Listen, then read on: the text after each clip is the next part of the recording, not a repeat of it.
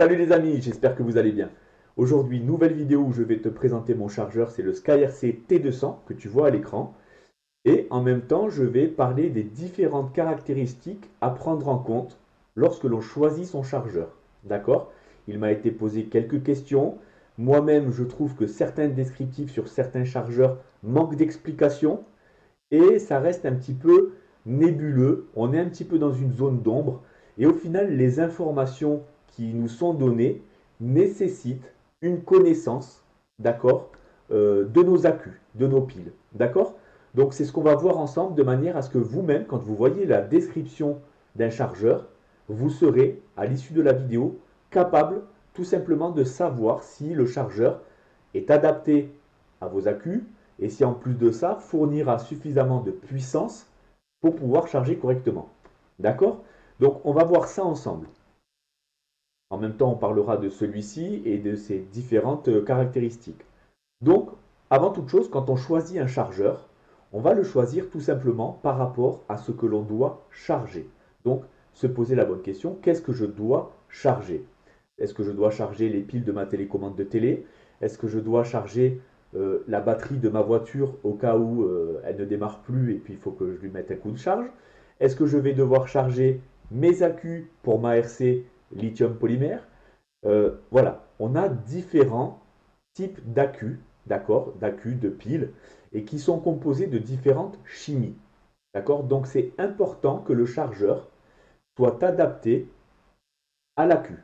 Ça, c'est la première des choses. Il faut que le chargeur soit capable de charger la chimie demandée. Donc, moi, en l'occurrence, j'ai des accus lithium polymère HV. Donc, il est important que mon chargeur accepte la charge d'accu lithium polymère HV. D'accord? On a donc tout d'abord, la chose importante, c'est connaître la chimie. Donc, connaître la chimie de votre accu. Il existe différentes chimies. On a les NiMH qui correspond à nickel, métal, hydrure. On a les NiCd, nickel cadmium. On a les lithium-ion. On a les lithium-fer. On a les lithium-polymères. Lithium-polymère HV. On a les batteries plomb. On a les batteries AGM. Donc, on a des batteries qui sont composées de chimies différentes. Et c'est important d'avoir un chargeur adapté à la chimie. D'une manière générale, tous les chargeurs qu'on peut retrouver dans l'ARC, d'accord, euh, dans les voitures radiocommandées ou les avions ou autres, sont des chargeurs qui acceptent de charger plusieurs types de chimie. D'accord? Ça, c'est la principale des choses. La deuxième chose qui est importante, c'est de savoir est-ce que mon chargeur est suffisamment puissant pour pouvoir charger mon accu. Ça, c'est une chose qui est très importante. Imaginez, vous avez un seau d'eau et je vous demande d'aller me le remplir au goutte à goutte, vous allez mettre 3 jours pour me le remplir. Si en l'occurrence je vous demande d'aller le remplir à tel endroit où il y a un fort débit, vous allez le remplir en 2 secondes. D'accord? Et c'est ça qui va être important et c'est ça qu'on va voir ensemble. Puisque les chargeurs souvent sont notés avec des puissances en watts ou des ampères, on va tout simplement décrypter de manière à ce que vous puissiez vous identifier le chargeur qui vous correspond par rapport à sa puissance. Donc, on va commencer par un petit document que j'ai réalisé. Et moi, je vais principalement dans mon exemple vous parler de ces batteries. C'est des WS Line, c'est des LiPo HV, donc lithium polymère HV pour high voltage, d'accord, de 9000 mAh, 15 volts 2, ok, et c'est des 4S. 4S, ça veut dire qu'à l'intérieur, vous avez en fait 4 éléments. La lettre S correspond à un élément, donc un élément, deux éléments, trois éléments, quatre éléments. C'est comme si dans cette grosse batterie, j'avais quatre piles, en gros. Sauf que là, ce n'est pas des piles rondes, c'est des plaques de lithium polymère. On voit que la tension est de 15,2 volts. D'accord? C'est la tension totale. Donc mes 4S, c'est quatre éléments qui sont reliés en fait ensemble et l'addition de chaque tension nous donnera 15,2 volts. Ce qu'il faut savoir, c'est qu'en fait, comme il y a quatre éléments, les quatre éléments font 9000 mAh et ils ont une tension de 3,8 volts. D'accord? Donc, on va voir ensemble l'importance de connaître la capacité en ampères. Donc la capacité en ampères, c'est les 9000. Vous, vous avez peut-être à la maison, sur vos voitures, des 6000, des 3000, des 2500. Généralement, plus on monte en échelle, en taille, plus on a des fortes capacités. D'accord? La capacité, en fait, c'est le stockage. C'est comme si je vous dis, vous partez en randonnée, vous prenez une bouteille d'un litre. Mais si vous partez 4 ou 5 jours en randonnée, 1 litre, ça ne va pas vous suffire. Il va falloir plus de capacité. D'accord? Donc, plus vous avez de capacité et plus vous aurez d'autonomie. Donc ça, c'est la première des choses. Chose aussi, plus vous avez de la capacité, ben, plus le chargeur va devoir envoyer tout de même pour remplir. On l'a vu ensemble. Donc voilà, on a parlé de la capacité, on a parlé de la charge, et c'est ce qu'on va voir ensemble. Quand on charge une batterie, en particulier lithium polymère de 9000 mAh, il est marqué derrière, ici, première ligne, la charge ne doit pas excéder 2C. D'accord? 2C, ça correspond à quoi? Alors le C, la lettre C correspond au taux de charge. C'est une lettre qui exprime le taux de charge. Ça veut dire quoi? Ça veut dire que ma batterie fait 9000 mAh, ça veut dire qu'elle fait 9 ampères. Avec un taux de charge de 1C, ça veut tout simplement dire que je fais 9 ampères multiplié par 1 égale 9 ampères. Ok? Si, par contre, dans notre exemple, je ne dois pas dépasser 2C, ça veut dire quoi? 9 ampères multiplié par 2 égale 18 ampères. Ça veut dire que cette batterie-là, je ne peux pas la charger au-dessus de 18 ampères. Voilà. C'est comme si je veux remplir le seau, seulement je veux remplir le seau de 20 litres, le seau à serpillière, avec une lance à incendie, qui a un débit, ben forcément à peine je vais ouvrir, ça va m'éclater le seau. Donc c'est un petit peu l'exemple et un peu l'image, mais c'est tout à fait ça. Ça veut dire que si je dépasse les 2C, je vais endommager mon accu. Et endommager un accu, ça veut dire quoi? Comment on l'endommage? C'est tout simplement qu'on va voir ensemble que l'accu a une tension et que cette tension, elle n'aime pas être trop descendue ou trop montée. D'accord? On est sur de la chimie, c'est du lithium polymère. Et donc, on va voir ensemble les seuils à ne pas dépasser de manière à ne pas l'endommager. Ce qu'il faut savoir, c'est que quand on charge à 2C, on va faire chauffer l'accu. D'accord? En l'occurrence, on est sur de la chimie. Donc, tous les événements extérieurs peuvent endommager la chimie à l'intérieur. La chauffe, la température est un des éléments qui peut endommager le lithium polymère. Et le lithium polymère a une température de fonctionnement qui va de... alors, je pense même que c'est marqué dessus, ne doit pas dépasser 70 degrés. D'accord? En sachant que certains chargeurs se mettent en sécurité lorsque l'accu dépasse les 50 degrés. D'accord? Donc je pense que quand on est sur du 70 degrés, on n'est pas loin de l'explosion où on doit être vraiment très très chaud. 70 degrés, c'est vraiment bouillant. On ne pose pas la main dessus, hein, d'accord? Donc à faire attention à ne pas excéder les températures. Il est marqué qu'il ne faut pas excéder les 70 degrés sur celui-ci. Donc plus je vais charger fort, avec une forte intensité, plus je vais faire chauffer, d'accord? Et on sait que la chauffe, ça peut endommager l'accu. Donc ça peut l'endommager à le nuire et à ce qu'il s'enflamme et qu'il explose, ou tout simplement ça va l'endommager en augmentant sa résistance interne. Ça veut dire qu'un accu a une résistance interne et on sait que plus la résistance interne augmente et moins l'accu est performant, moins il va délivrer rapidement du courant et donc de la tension et de l'intensité. Donc c'est pour ça que c'est important de respecter certains cycles de charge, etc., de manière à avoir le moins de résistance possible pour avoir l'accu le plus performant possible. On est encore une fois sur de la chimie, on est sur quelque chose qui est variable, qui est vivant, et donc c'est tous ces fameux paramètres qui fera que votre accu, vous allez le garder longtemps.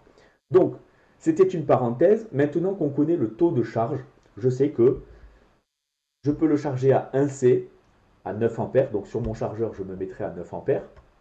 Et ça va mettre 1 heure pour charger. D'accord? Si par exemple je le charge en 2C, donc 18 ampères, donc c'est-à-dire 2 fois plus fort, alors j'irai 2 fois moins vite. C'est-à-dire qu'au lieu de mettre 1 heure de charge, je vais mettre 30 minutes de charge.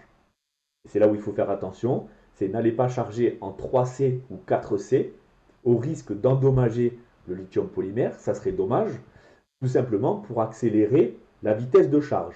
Ok? Et c'est là où on va voir que c'est intéressant d'avoir des chargeurs avec 2 sorties, de manière à ne pas être forcément dans la précipitation, prendre le temps et respecter les cycles de charge. Donc voilà, on est sur du 9 ampères. Donc maintenant, sur nos chargeurs, on voit que il y a marqué par exemple 100 watts par canal, etc. Donc on va le voir sur le T200. Le T200, c'est un 2 fois 100 watts. Ça veut dire qu'il a 2 sorties, tout simplement, vous le voyez ici, là et là, qui lui permettent tout simplement de charger 2 accus à la fois. Donc c'est pratique et ça ne nécessite pas non plus d'avoir des charges trop rapides, puisqu'on est en train de charger 2 accus. Donc, on a une puissance de 100 watts. Par exemple, ce chargeur, il est marqué 100 watts par canal. Donc P, comme vous le voyez à l'écran, P égale UI. D'accord? P pour la puissance en watts, U pour la tension et I pour l'intensité. Et l'intensité, c'est les ampères. D'accord? C'est la capacité. Donc on sait que nous, sur notre chargeur, on est sur du 100 watts. D'accord? On sait aussi maintenant que notre accu à charger, pour ma part, c'est un 15,2 volts. D'accord? Donc, je connais la puissance de mon chargeur en watts, je connais la tension de mon accu, il me reste donc à trouver le I, d'accord? À trouver le I pour la capacité de charge. Donc, en l'occurrence, dans mon exemple, je dis que 100 watts égale 15,2, donc c'est la relation P égale UI, donc j'ai juste à remplacer les éléments que je connais. P c'est 100 watts, U c'est 15,2 et I, l'idéal serait 9 ampères, on l'a vu, puisqu'il faut charger à 1C de manière générale. Hein. Rien ne nous empêche de charger par exemple à 0,5C comme dans notre exemple, ça voudra dire qu'on met juste 2 fois plus de temps. Donc, on connaît la tension 15,2 volts, on cherche l'ampérage, donc on sait que P égale U fois I, ou I égale P sur U, en vert, vous le voyez, ou U égale P sur I. Donc là, je vais juste chercher mon I, et mon I, je vois que I égale P sur U. Donc P, la puissance, c'est 100 watts, donc je fais 100 watts divisé par 15,2 volts, et ça va me donner 6,5 ampères sur le chargeur. D'accord? Donc ça veut dire tout simplement que ce chargeur n'est pas en capacité à charger des accus de 9000 mAh à 1C, tout simplement. Et donc je vous ai montré une petite relation où on sait que donc le chargeur va faire 6,5 ampères par batterie par rapport aux 9 ampères qui aurait été l'idéal pour du 1C. Donc le fait d'être un petit peu en dessous de 9 ampères, ça représente 28,8% de moins, d'accord, de charge, et ça représente en fait 0,72 C. Ça veut dire qu'on n'est pas sur du 1C, on est un petit peu en dessous. Ce qu'il faut savoir, c'est que ça gêne en rien la charge, c'est juste un petit peu plus long. J'aurais pu mettre aussi une relation qui exprime environ, donc vu qu'on est sur du 30%, on va être sur 30% de temps en plus. Mais au vu des performances, on recharge tout de même assez rapidement 6,5 ampères par heure. Et on va voir que c'est suffisant.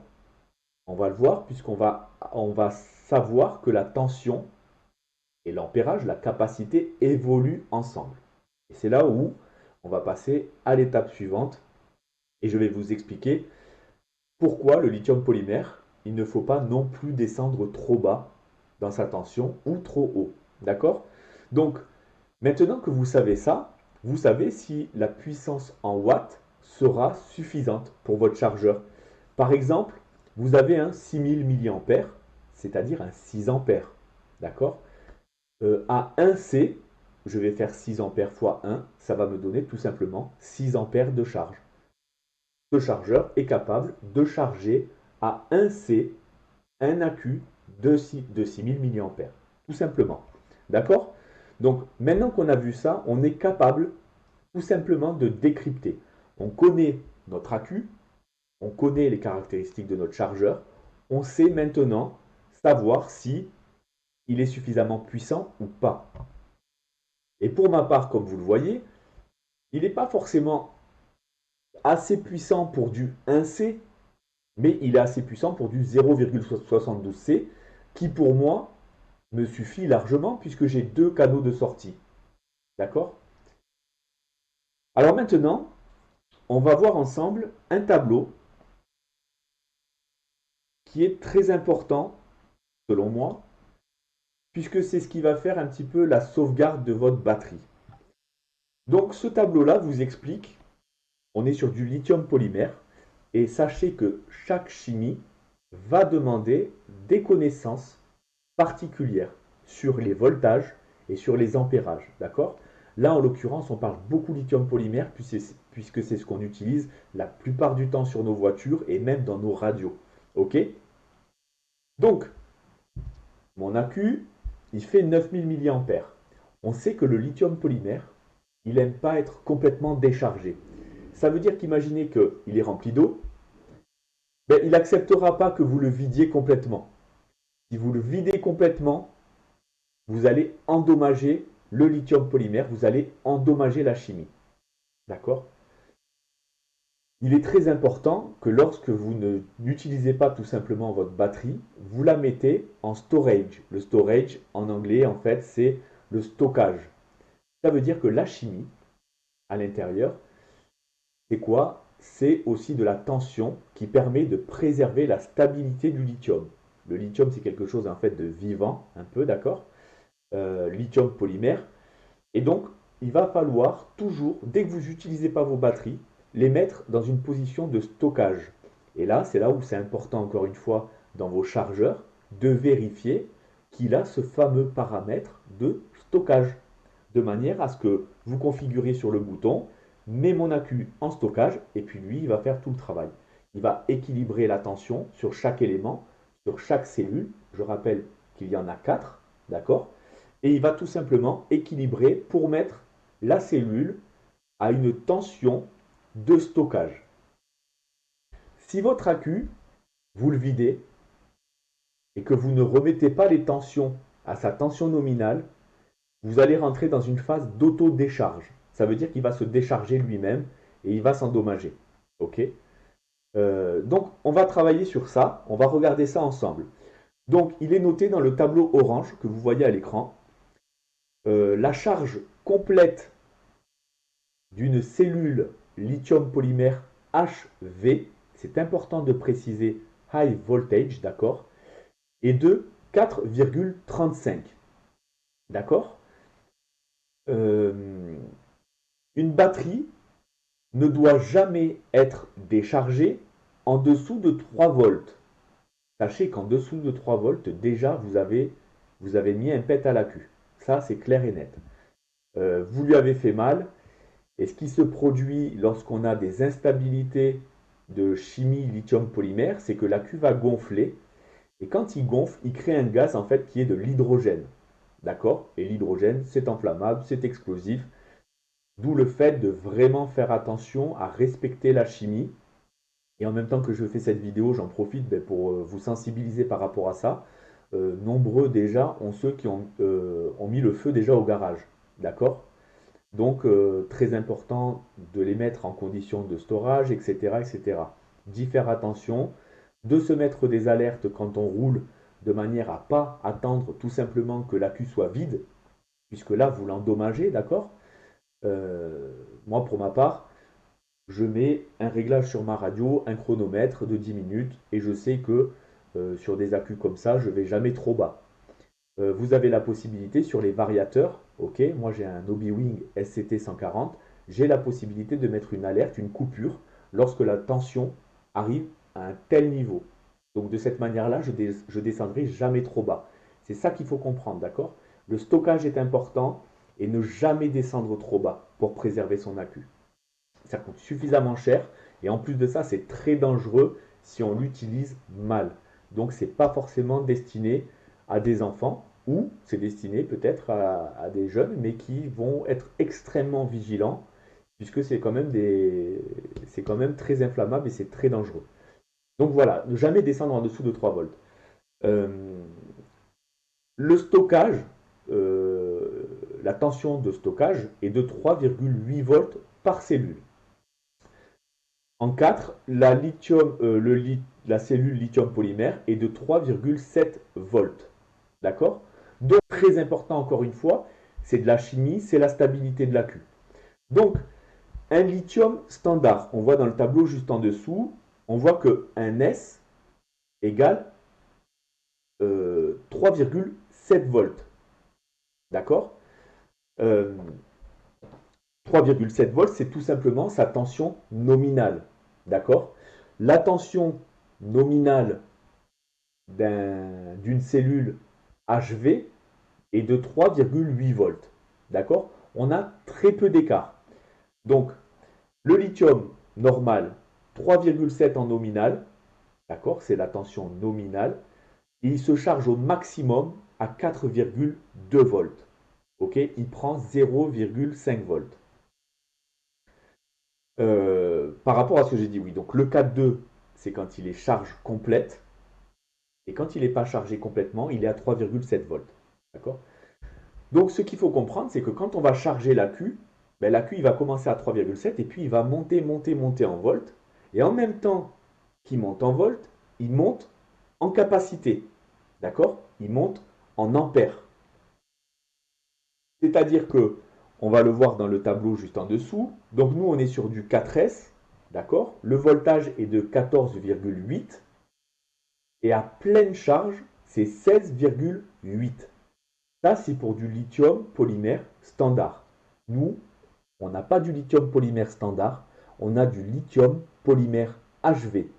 Ça veut dire que on est sur une tension de 4,35 volts par élément, ce qui correspond à 4,35 multiplié par 4, ça va nous donner 15,2 volts. Donc vous pouvez voir que nous, ici, on va avoir un peu plus de voltage, ok, on va avoir 0,4 de plus, et en pleine charge, on aura aussi plus de volts, d'accord? En pleine charge, le lithium polymère HV atteindra les 17,4 volts. Ok, maintenant qu'on sait ça, et qu'on a dit qu'il fallait jamais descendre trop bas, on va voir ensemble le tableau. Donc nous, on va prendre l'exemple du 4S standard, et on voit que la tension maximale de 16,8 donnera la capacité que vous voyez à 100%, c'est-à-dire les milliampères, sera à 100%. Donc si j'ai mon AQ, ma cellule, au max du voltage, alors j'aurai le max de sa capacité en ampères. Et c'est là où on va descendre dans le tableau, puisque au fur et à mesure que vous allez rouler avec votre voiture, ben, tout simplement, vous allez consommer la capacité, vous allez consommer les milliampères, vous allez descendre, descendre, descendre, descendre, et arriver au moment où vous êtes à 15% de capacité, ça veut dire qu'il ne vous reste plus beaucoup de tension. On voit que là, on est à 14,83. Et sachez qu'à partir de là, ça y est, vous allez commencer à endommager les cellules.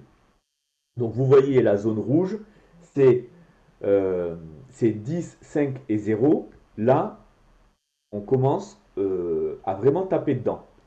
Donc pour une cellule lithium polymère, on voit que 3,27, si la cellule est à 3,27, ça veut dire que vous êtes vide. Ok? Et là, on rentre dans l'instabilité de la chimie et donc vous commencez à endommager votre AQ. Et là, ça devient dangereux. D'accord? Et là, il peut tout simplement gonfler et créer de l'hydrogène. Donc, si vous avez, vous, des connaissances dans le sujet et que vous voulez rajouter des choses ou que je dis quelque chose de mauvais, n'hésitez pas, ça fait beaucoup de données pour moi-même aussi à interpréter. Donc, la cellule 3,7, lithium polymère standard, quand elle est complètement chargée, elle est à 4,2, ok, sauf un HV où elle va être à 4,35. Là, on nous dit ne jamais descendre en dessous de 3 volts, mais on voit très bien que là, à 0, on est à 3,27 et déjà on est endommagé. D'accord? Euh, donc ça, c'est une chose. Certains pilotes, je rajoute, trouvent que dans les HV, on a une forte intensité, on a un fort voltage qui fait qu'on a beaucoup plus de puissance. L'intérêt du high voltage, c'est aussi d'avoir un peu plus de watts, d'accord? Un peu plus de puissance. Euh, pour certains pilotes, cette puissance-là peut être désagréable parce que vous allez tout simplement avoir pleine puissance pendant un tour ou deux tours de circuit et juste après, hop, ça va stabiliser, vous allez avoir un usage normal de la batterie et en fin de batterie, ça va descendre et on aura moins de watts à la gâchette.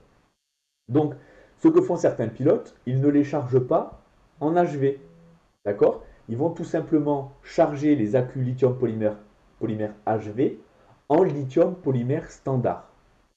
Ce qu'il faut comprendre, c'est que le fait qu'ils chargent avec une tension plus faible la cellule, ça veut aussi dire qu'ils n'auront pas la pleine capacité de leur batterie. Puisqu'on sait que quand le voltage augmente, la capacité en ampères augmente.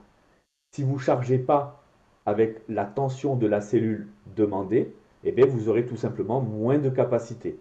D'accord? Donc ça, c'est à savoir. Si vous chargez vos lithium polymère HV en lithium polymère standard, vous aurez moins de 9000 mAh.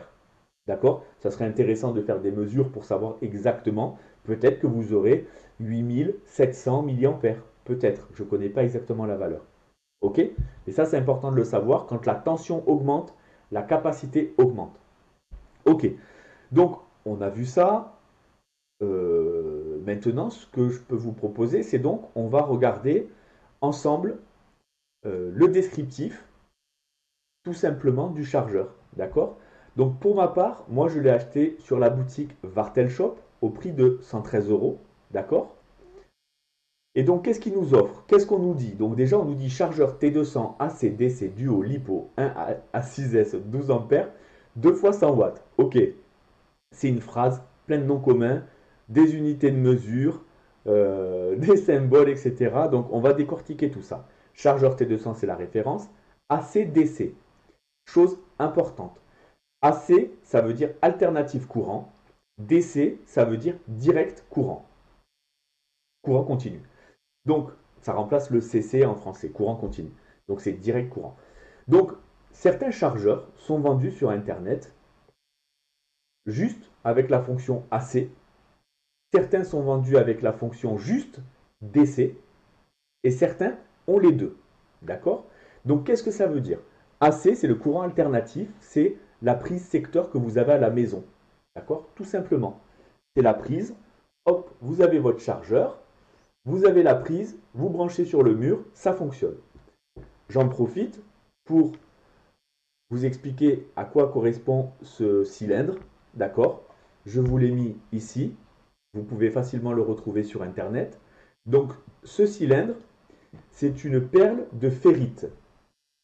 Lorsque le courant passe à l'intérieur, le fait qu'il y ait un courant dans un tube, dans un fil électrique, dans un fil tout simplement, ça va générer des ondes. D'accord? Ça va faire office d'antenne. Et du coup, ça va capter des ondes qui peuvent venir à la fois de la tension ou à la fois des ondes extérieures. Et qui peuvent en fait entraîner des variations de courant. Le but de la perle de ferrite est de diminuer ces ondes de manière à stabiliser le courant. D'accord? C'était la petite parenthèse. Vous pouvez très facilement retrouver l'information sur Internet et en savoir un petit peu plus sur ça.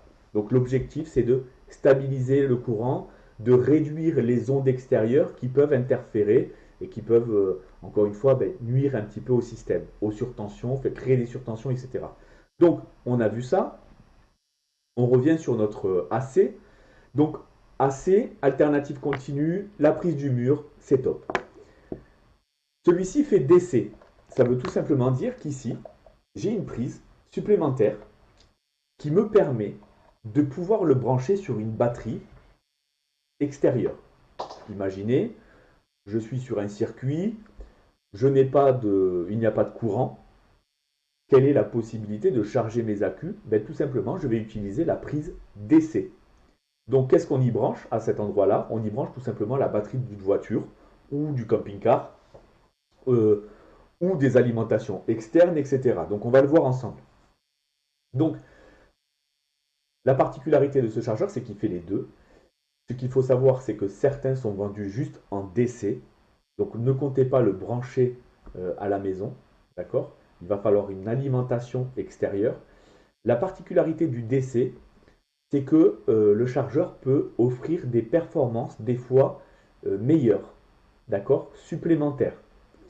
En l'occurrence, celui-ci, l'AC ou le DC, a exactement les mêmes performances. Le DC n'améliorera pas les performances du chargeur. Mais des fois, vous pouvez avoir des chargeurs AC 2 fois 100 watts.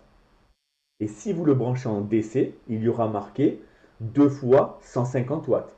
Par exemple, vous allez gagner 100 watts de puissance pour charger vos accus. Donc voilà, AC-DC, ça veut dire ça. Euh, Ensuite, duo pour de sortie, LiPo, puisqu'il accepte le lithium polymère de 1 à 6S. Donc cet accu, c'est un 4S lithium polymère, HV. Euh, Au-delà de 6S, le chargeur ne marchera pas. D'accord? Il reconnaît jusqu'à 6S. Par contre, si vous branchez des accus NiMH, il peut monter jusqu'à 15S. D'accord? Donc ça, c'est intéressant de le savoir. 2 fois 100 watts, on l'a vu ensemble. Donc voilà, le Sky CT200 est un chargeur déchargeur. Donc déchargeur, pourquoi? Tout simplement, il permet de, s'il est rempli, de descendre sa capacité, descendre sa tension pour le mettre en équilibrage, pour le mettre en stockage. Et ça, c'est une chose importante. Donc, il peut être utilisé donc AC/DC avec des batteries les plus populaires, lithium polymère, lithium HV, lithium ion, lithium fer, lithium NiCd, nickel cadmium, NiMH et plomb. Et on verra dans le descriptif du fabricant qui peut aussi charger les batteries AGM. Donc on va le voir ensemble. Avec une puissance de charge de 100 watts par canal. Ok? Donc ça c'est important de le savoir. Il offre tous les modes de charge et de décharge habituels tels que charge, balance charge, fast charge, stockage et décharge. Et là, je vous ai mis la notice. À quoi correspond en fait tout simplement la charge, la balance charge, la fast charge, le stockage et la décharge. Tout simplement, on va sur la notice et on voit que si ici euh, j'ai du lithium polymère et que je me mets en charge, ça correspond tout simplement à une charge normale, d'accord? La décharge, ça permet de baisser les tensions si vous voulez par exemple remettre un cycle de recharge, vous faites un cycle de décharge-charge. Le storage, donc on l'a vu, c'est pour stocker vos accus si vous ne vous en servez pas pendant un certain temps. Donc ça va la mettre à une tension, ça va mettre chaque cellule à une tension nominale.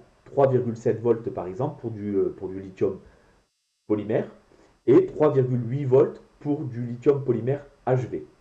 La fast charge, c'est quelque chose qui peut être intéressant parce que direct on voit le mot fast et ce qu'il faut savoir c'est que la capacité peut être plus basse mais le temps sera réduit. Donc vous allez réduire le temps de charge mais en fait vous allez aussi ne pas forcément remplir à la pleine capacité. D'accord? Donc c'est important de le savoir. La balance charge, c'est tout simplement que un accu, comme il est composé celui-ci de 4 éléments, eh bien tout simplement tous les éléments n'auront pas exactement la même tension. D'accord? Et ça on va le voir quand on va le brancher ensemble.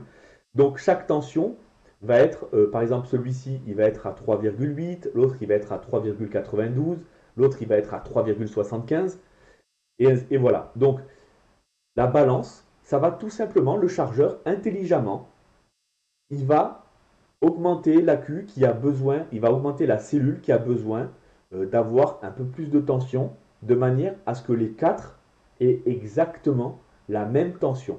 Et si les quatre ont exactement la même tension, les quatre auront eux aussi la même capacité. Donc les mêmes milliampères en fait. Ok? Donc on a vu ça, on retourne sur notre descriptif. Donc ok, deux canaux de charge indépendants, puissance de charge 2 fois 100 watts, maximum 12 ampères. Et là, j'ai envie de dire 12 ampères par canal ou au total. Et là, en l'occurrence, on a vu ensemble que 100 watts, dans notre cas, ça offrait 6,5 ampères. Donc, on ne peut pas aller au-delà de 6,5 ampères pour notre accu de 4S sur le canal 100 watts. Ok, j'espère que c'est clair pour vous. N'hésitez pas à poser des questions dans les commentaires. Je me ferai un plaisir de vous aider. Aujourd'hui, on a quand même une grosse communauté sur le Discord RC Balade, donc je mettrai le lien dans la description. N'hésitez pas à nous rejoindre, ça fait toujours plaisir. On partage la RC et on partage les conseils, les explications. Je continue d'apprendre, encore une fois, donc comme vous le savez, je suis très friand quand j'apprends quelque chose de le partager. Voilà, c'est important pour moi, hein. Je suis formateur aussi dans la vie professionnelle, donc c'est pas pour rien que j'aime bien faire apprendre. J'aime bien apprendre puisque j'aime bien moi-même apprendre, donc j'aime bien donner mes connaissances. Et si vous savez des infos, si vous avez des infos supplémentaires, ben écoutez, je suis ouvert à augmenter mon taux de connaissance, d'accord, pour pouvoir le repartager derrière. Donc 10 mémoires de batterie, ok. Écran LCD à contraste élevé, opération facile, connecteur XT60. Donc les connecteurs XT60, c'est ces fameuses prises que vous avez là. XT60, il y a quelque chose qui est très mémotechnique, c'est que 60 correspond à 60 ampères. XT30, 30 ampères, XT90, 90 ampères. Donc c'est le courant, la tension, la capacité par contre, pardon, l'ampérage, l'intensité qui peut passer à l'intérieur de la prise. On verra ensemble pourquoi c'est important d'avoir des grosses sections de câbles, puisque le courant, quand il passe, plus vous avez d'intensité, plus le câble va chauffer, d'accord? Et c'est pour ça que par exemple à la maison, vous avez des prises avec des câbles qui passent dans les murs, qui sont assez fins, c'est du 2,5 mm, me semble-t-il, ou 1,5 ou 2, parce que il y a très peu d'intensité, très peu d'ampérage en fait, d'accord?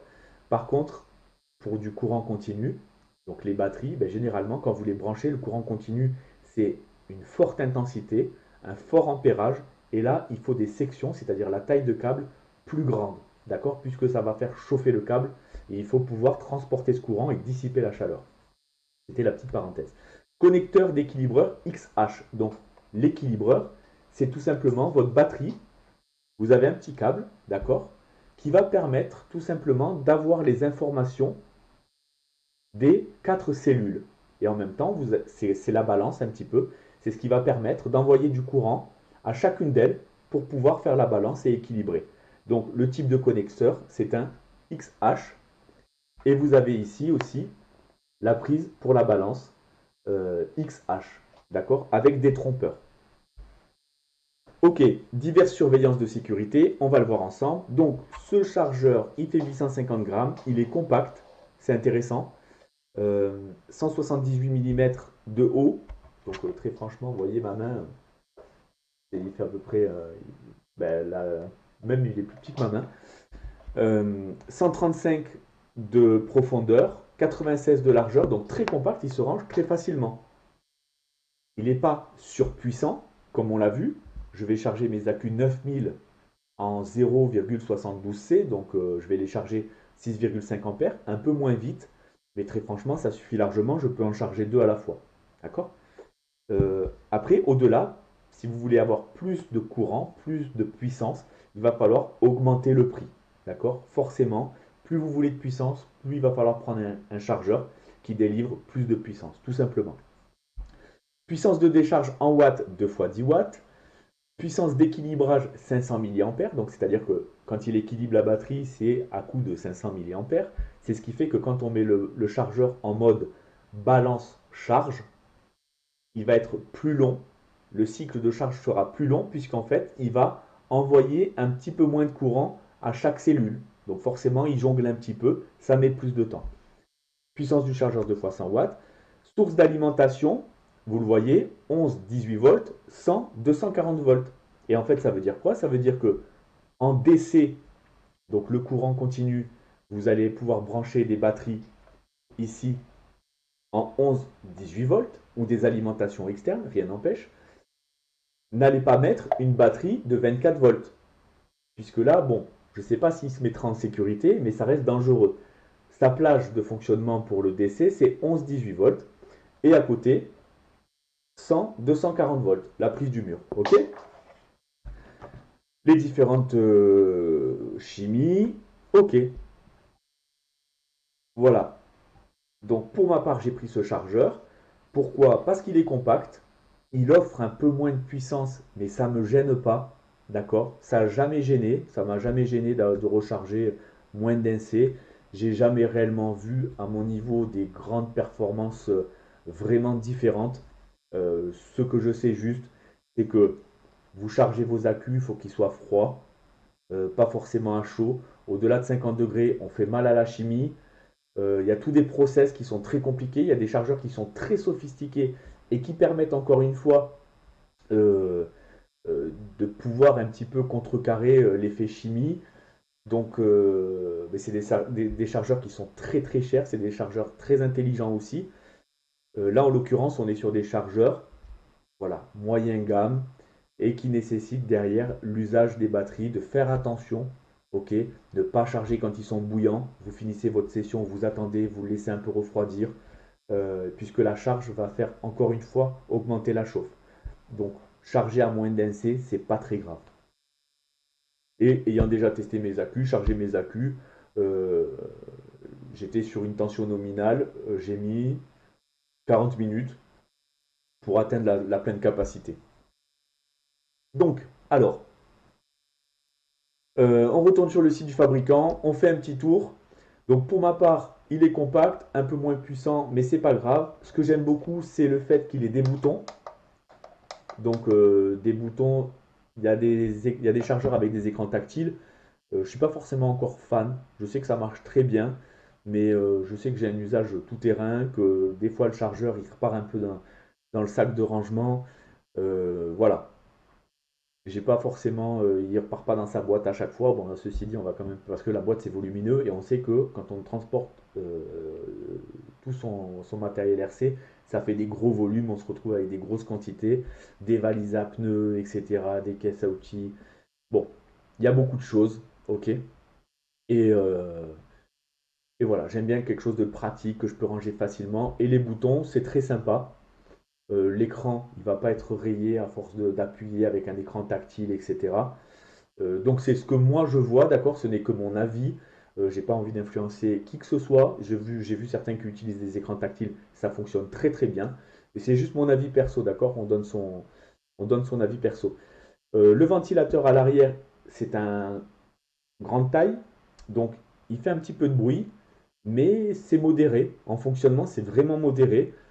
J'avais le SkyRC D260 avant celui-ci, et le ventilateur était plus petit et ça faisait plus de bruit. Forcément, plus il est petit, plus il fait de tours par minute. Donc plus de bruit. Alors, plus élégant que jamais, d'accord, tout ça on l'a abordé, c'est la puissance. Sur le site du fabricant, c'est vrai qu'on voit un téléphone à côté. Alors, il ne fait pas Bluetooth, ok. Beaucoup de chargeurs actuels commencent à s'y mettre. Je tenais pas forcément à avoir quelque chose de Bluetooth, ok. Parce que forcément, ça fait aussi augmenter son prix et l'usage du téléphone, j'en ai pas forcément besoin pour un chargeur. Euh, Chose qui est un petit peu dommage, c'est qu'il n'a pas le port USB pour charger un téléphone. Donc, c'est vrai que ce téléphone, je me pose vraiment la question de pourquoi il est là. Euh, Vraiment. Bon. Unboxing de celui-ci, je voulais en faire un, mais en fait, il n'y a rien. Il y a le chargeur, il n'y a pas de câble, donc ça sera à vous de prendre des connecteurs XT60 ou directement sur le site d'acheter vos rallonges ou autres. Moi, pour ma part, hop, je me les suis fabriqués. Ok. On descend. Donc, m'en ayant déjà servi, je le trouve super pratique au niveau des boutons. Il est très intuitif et vraiment, vu que c'est quelque chose où on est vraiment en train de charger, tic, tic, tic, on est toujours en train de cliquer dessus. Bon, très rapide, très facile et ça me convient parfaitement. On peut charger plusieurs batteries à la fois. Ok, c'est l'intérêt. Pour de la charge, on a un mode grand froid, d'accord, ce qui permet, ne prenez jamais le risque de charger des batteries AGM avec un chargeur ordinaire dans des conditions normales. Donc voilà, il a un mode qui lui permet de charger grand froid. Le logiciel d'exploitation qui est optimisé, donc il empêche la surcharge qui peut conduire à une explosion due à la faute de l'utilisateur. Il peut déconnecter le circuit automatiquement et déclencher une alarme une fois qu'il a détecté tout dysfonctionnement. Donc c'est ce qu'ils expliquent, hein, c'est qu'il est safe. Voilà. J'irai pas tenter certaines choses. Allez faire attention au niveau des prises balance. Ne vous amusez pas trop à intervertir des fils. Ça peut l'endommager. Je ne pense pas qu'il soit sécurisé sur ce côté-là. Donc faites attention à ça. De toujours respecter, entre guillemets, les prises balance qui sont fournies avec les batteries. Voilà. Le mode intuitif, le panneau à 5 boutons, donc en effet. OK. Contrôle de la tension. Donc c'est ce qu'on va voir ensemble. C'est qu'on va pouvoir voir tout simplement la tension de chaque élément et la résistance de chaque élément. La petite poignée pour le porter, les différents types d'alimentation, et c'est un produit qui respecte les normes mondiales de sécurité. Donc ça, encore une fois, c'est des homologations et c'est important tout de même que le produit ait ce genre de contrôle. D'accord? Ça nous assure que on va pas forcément, il va pas forcément non plus, il n'est pas censé exploser, quoi. Donc c'est qu'il y a un suivi et il y a un process de fabrication, tout est relativement bien fait. Le SkyRC, je connais la marque parce que j'avais le D260, j'en étais très content et je suis reparti sur un SkyRC.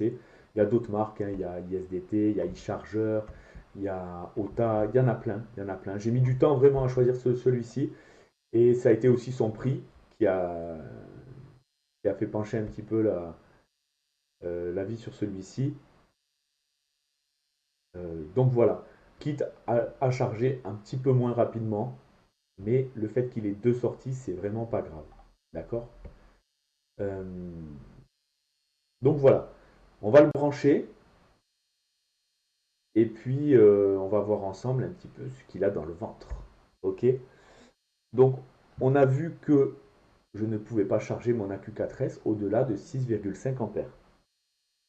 Très important de le savoir.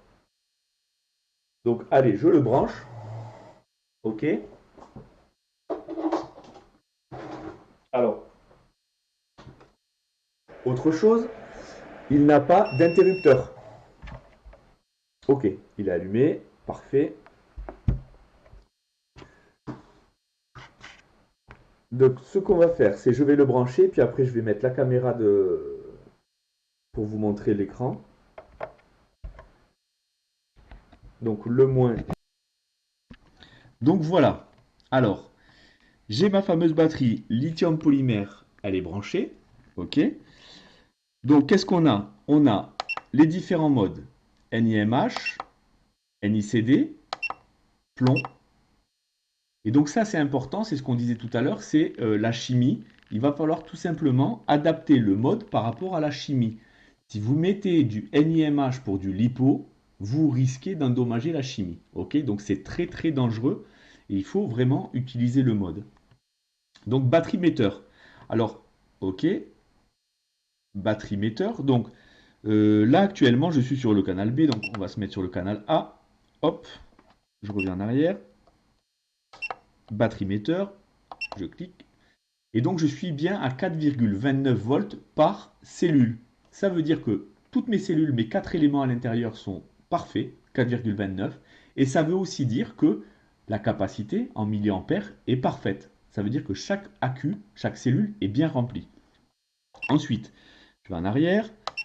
Hop, batterie résistance. La résistance, on l'a vu, on l'a dit, plus l'AQ va chauffer, plus la résistance va augmenter. Et quand la résistance augmente, les performances diminuent.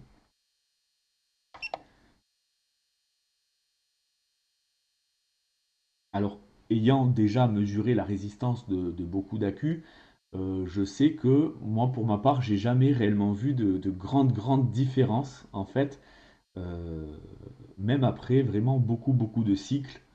Ça m'a jamais trop gêné, mais ça peut permettre de vérifier si un élément, une cellule est défectueuse. Voilà, si vraiment il y a une cellule qui a une énorme résistance, et forcément elle va impacter les autres cellules. D'accord?